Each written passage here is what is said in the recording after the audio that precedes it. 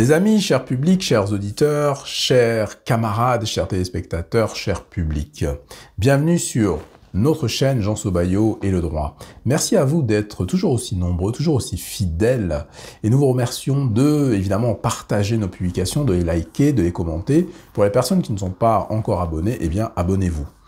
Alors, aujourd'hui, le thème, il est vraiment intéressant, et puis il y a de la profondeur dans tout ça, etc. Ce ne sont que des matchs de sport, mais enfin, la question qui est posée, c'est laquelle, parce que dans quelques heures, il y aura la confrontation France-Maroc, et la question qu'on pose aujourd'hui, c'est laquelle des deux équipes est la plus africaine? À tout de suite. Dans très peu de temps, effectivement, on va avoir droit à cette rencontre France-Maroc ou Maroc-France. Effectivement, là, on a affaire à un match de football, donc un enjeu sportif, mais derrière cet enjeu sportif, il y a également, on va dire, des problématiques d'ordre sociétal et encore plus simple, il y a une espèce de géopolitique qui s'installe également. Nous avons effectivement le Maroc donc qui va jouer contre finalement l'ancien colon, si on peut dire ça comme ça, mais, quand on regarde bien les choses, quand on regarde l'équipe de France, on se demande, finalement, laquelle des deux équipes est la plus africaine. En réalité, on a affaire à deux équipes, je veux dire, dans lesquelles on pourrait très bien piocher un joueur dans l'une et l'autre, et puis les mélanger ensemble, ça ferait une même équipe. À la limite, on a même le sentiment que ce sont deux équipes africaines qui s'affrontent. Donc laquelle va gagner, celle qui porte les couleurs de la France, bleu, blanc, rouge, ou celle qui porte les couleurs du Maroc? Alors, évidemment, ça interroge, on se dit, mais finalement, dans tout ça, est-ce que... enfin, il y a beaucoup de questions à se poser. Il y a d'abord les parties, on va dire, un petit peu opposées à tout ce qui est assimilation, etc., à la française, tout ce qui est multiculturalisme, on va dire, parce que l'assimilation, c'est encore autre chose. Donc il y a des partis qui sont clairement opposés. Voilà. Il y a des partis qui vous disent clairement que la terre française est une terre blanche et chrétienne. Point barre. Et il y en a beaucoup qui le disent, les amis. Alors, à ce moment-là, ce n'est qu'un match de football, je le rappelle. Mais c'est intéressant, parce que derrière, il y a tout un enjeu sociétal. D'ailleurs, vous l'avez bien vu, quand la France a gagné en 98, c'était quoi déjà? C'était BBB, Black, Blanc, Beurre. Vous voyez? Donc c'était un peu, voilà, le multiculturalisme à la française. Bon, voilà.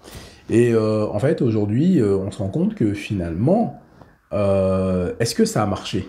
Bah écoutez, ça marche peut-être au niveau du sport, mais est-ce que ça a marché dans toute la société civile? On s'interroge sur cette question. Alors, chers camarades, j'ai une question aussi à vous poser d'ailleurs. Si au lieu du Maroc, ça avait été le Sénégal, le Ghana, le Cameroun, par exemple, le Nigeria, contre la France en demi-finale, vous auriez soutenu quelle équipe? Non mais, dites la vérité. La vraie vérité. Parlez vrai. Voilà, vous auriez soutenu l'une de ces équipes africaines. Parce que c'est pareil, il y a eu beaucoup de polémiques par rapport à, apparemment, je ne les ai pas clairement entendues, mais bon, je vous fais confiance, et partagez les sources, c'est mieux. Quelques-uns d'entre vous, vous le faites, vous partagez les sources, mais il y a eu beaucoup de racisme quand il y a eu le match Cameroun-Algérie. Et apparemment, vraiment, les joueurs camerounais, les instances camerounaises ont été critiquées, il y a eu beaucoup de critiques et ça allait au-delà du sport, avec du racisme, etc., etc. Bon, c'est regrettable, c'est vraiment dommage. On peut pas dire que ce soit une image vraiment glorieuse de ce sport. Maintenant, c'est vrai que on va pas non plus, faire semblant. Ce problème existe. Il existe un problème entre les pays du Maghreb au niveau footballistique et les autres pays africains.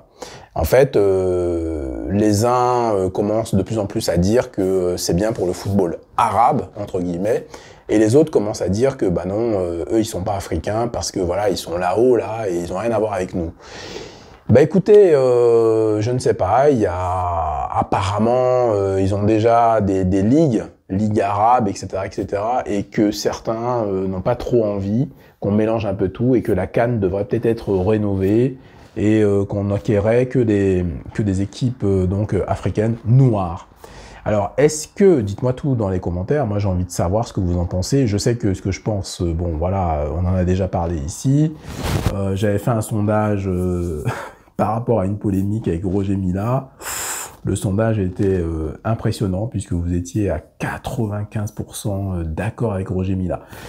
Du coup, dites-moi tout dans les commentaires. Est-ce que vous pensez qu'il va falloir faire voilà, une séparation carrément apartheid entre le Maghreb et le reste de l'Afrique, ou alors, une fois pour toutes, ces pays-là font partie de l'Afrique, ils jouent la CAN, et on voit très bien que c'est pas toujours les mêmes qui gagnent. Hein.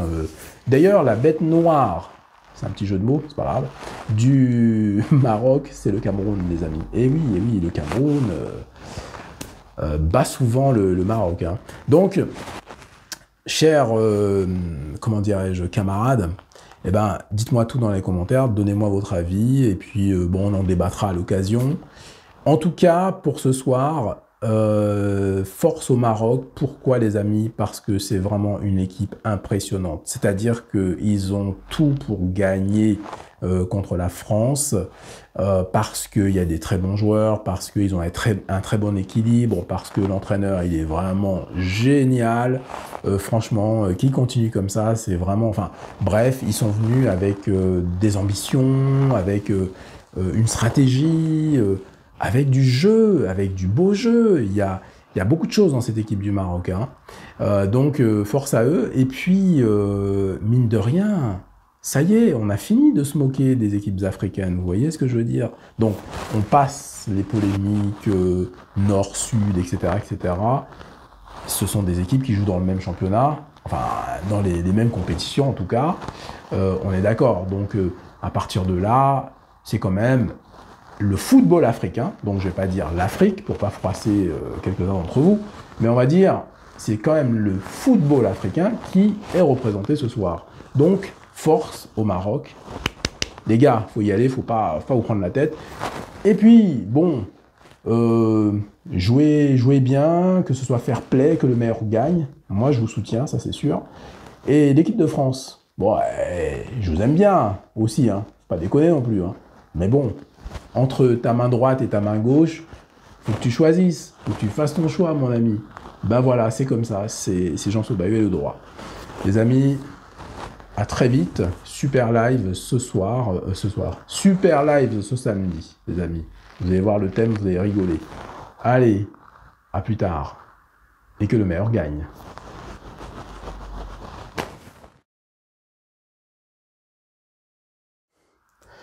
Les amis, merci à tous d'avoir suivi cette émission.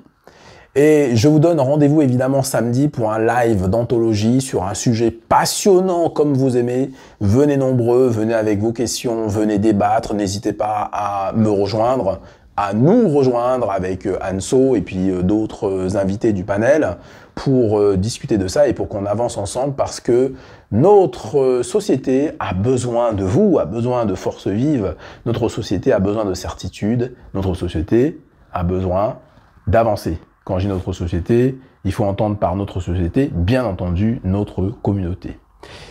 À très bientôt les amis.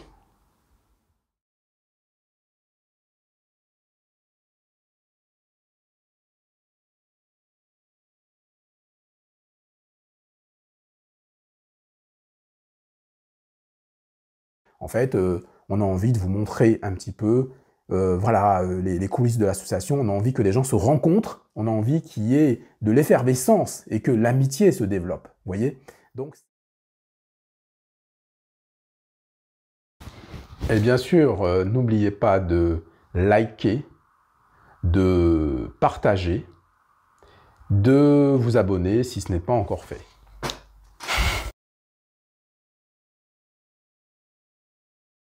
Voilà, je suis un corrompu. Voilà, j'ai été corrompu par l'IEP Limal.